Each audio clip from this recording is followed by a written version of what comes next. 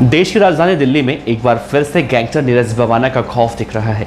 बेशक नीरज बवाना इस वक्त दिल्ली के तिहाड़ जेल में बंद हो, लेकिन नीरज बवाना की दहशत दिल्ली में कभी खत्म होती नहीं दिखाई देती। दरअसल दिल्ली में गैंगस्टर नीरज बवाना के नाम से अब एक बार फिर से धमकाकर रंगदारी मांगने के मामले सामने आ रहे हैं, जिसके बाद दिल्ली पुलिस हरकत में आई। क्योंकि एक तो नीरज बवाना के नाम से धमकी दी जाती है, पैसों का मामला, तो पुलिस हरकत में आती है और आरोपी गैंगस्टर इस वक्त पुलिस की कस्टडी में है। दरअसल रुपयों के पुराने लेन देन के विवाद में जब एक व्यक्ति ने रुपए वापस नहीं किए, तो दो बदमाशों ने अपने आप को गैंगस्टर नीरज बवाना का गुर्गा बताकर रंगदारी मांगने का एक प्लान बनाया। आरोपियों ने इससे पहले एक फर्जी पते पर नाम और सिम कार्ड खरीदा। उसी सिम कार्ड से पीड़ित व्यक्ति को गैंगस्टर नीरज बवानिया के गुर्गे बताकर रंगदारी मांगने की कोशिश की। पुलिस ने दोनों आरोपियों को उसके नाबालिग साथी के साथ गिरफ्तार किया है। आरोपियों की पहचान दीपक झा और निशांत के रूप में हुई है, जबकि एक आरोपी जो है नाबालिग है। आरोपियों के कब्जे से 3 मोबाइल फोन, बाइक जब्त की गई है। पुलिस उस शख्स को भी पकड़ने की कोशिश कर रही है जिससे फर्जी नाम और पते पर सिम कार्ड लिया गया था।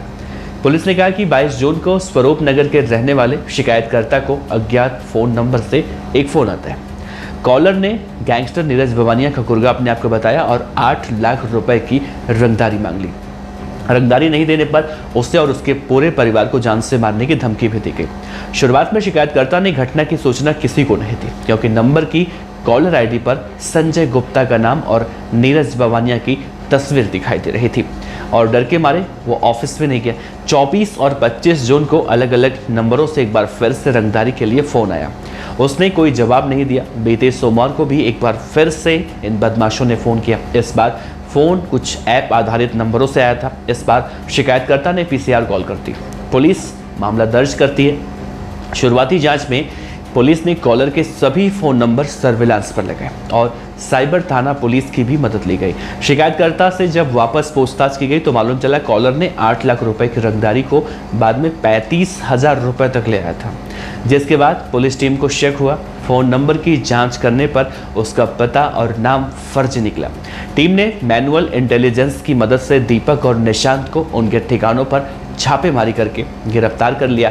उनकी निशानदेही पर एक नाबालिग बदमाश को भी पकड़ा गया।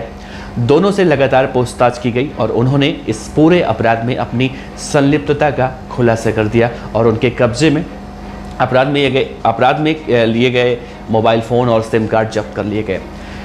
नीरज बवानिया गैंग से उनका कोई वास्ता ही नहीं है, बस उन्होंने सुन रखा था कि आरोपियों का शिकायतकर्ता से पुराना कोई पैसों को लेकर विवाद था। शिकायतकर्ता उनके पैसे वापस नहीं कर रहा था, जिसके बाद पैसे लेने के लिए उन्होंने इस वारदात को अंजाम दिया। दीपक झा जो है बदमाश, वो जुए का आदी है और जल्दी पैसे कमाना चाहता था, जबकि निशांत एक निजी फैक्ट्री में काम करता है। वो IPL सट्टेबाजी में भी शामिल रहा है। खुलासे के बाद एक बार फिर से साफ हो चुका है कि दिल्ली के कुख्यात गैंगस्टर नीरज बवाना या फिर एक और कुख्यात गैंगस्टर लॉरेंस बिश्नोई, इन दोनों के नाम से जिस तरह से फर्जी कॉल करके रंगदारी मांगी जाती है, कई बार हम जब खबर सुनाते हैं तो शायद शुरुआत में हमें भी यही लगता है कि नीरज बवाना के नाम से रंगदारी मांगने की जो खबर निकलकर सामने आ रही है उसमें नीरज बवाना या लॉरेंस बिश्नोई शामिल हो सकता है। लेकिन जब पुलिस इन्वेस्टिगेट करती है और खुलासे होते हैं तो इस तरह के खुलासे निकलकर सामने आते हैं जो अपने आप में बहुत ही ज़्यादा चौंकाने वाले होते हैं।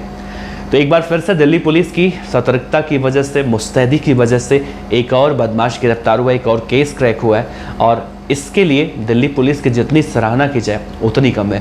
क्योंकि हमको शायद ये अंदाज़ा नहीं है कि जिसके पास कॉल आते हैं रंगदारी के और उनको रंगदारी के लिए कॉल किया जाता है, उनका नाम बताया जाता है, उनकी दुकान का एड्रेस बताया जाता है, उन लोगों के ऊपर उस वक्त क्या परेशानी होती है, वो किस मेंटल ट्रॉमा से गुजर रहे होते हैं, ये शायद उसी व्यक्ति को अंदाज़ा हो सकता है जिसके ऊपर ये गुजर रहा होगा। इसमें दिल्ली पुलिस की बहादुरी को आप जितना सैल्यूट कर सकते हैं उतना ही कम है, क्योंकि ऐसा व्यक्ति जब गिरफ्तार होता है तो पीड़ित व्यक्ति कहीं ना कहीं खुश जरूर होता है, उसके कलेजे को ठंडक मिलती है, उसके सर से जो बोझ होता है वो हट जाता है। तो फिलहाल इस खबर पर अपनी राय दीजिए और नीरज बवाना लॉरेंस बिश्नोई के नाम से इस तरह से रंगदारी भरे खबरें आती हैं सामने, बाद में उसके करीबी उसके दुश्मन निकलते हैं पीड़ित के, इस पर आपका क्या कहना है ज़रूर बताइएगा। आपका बहुत बहुत शुक्रिया। देखते रहिए BDF न्यूज़। नमस्कार।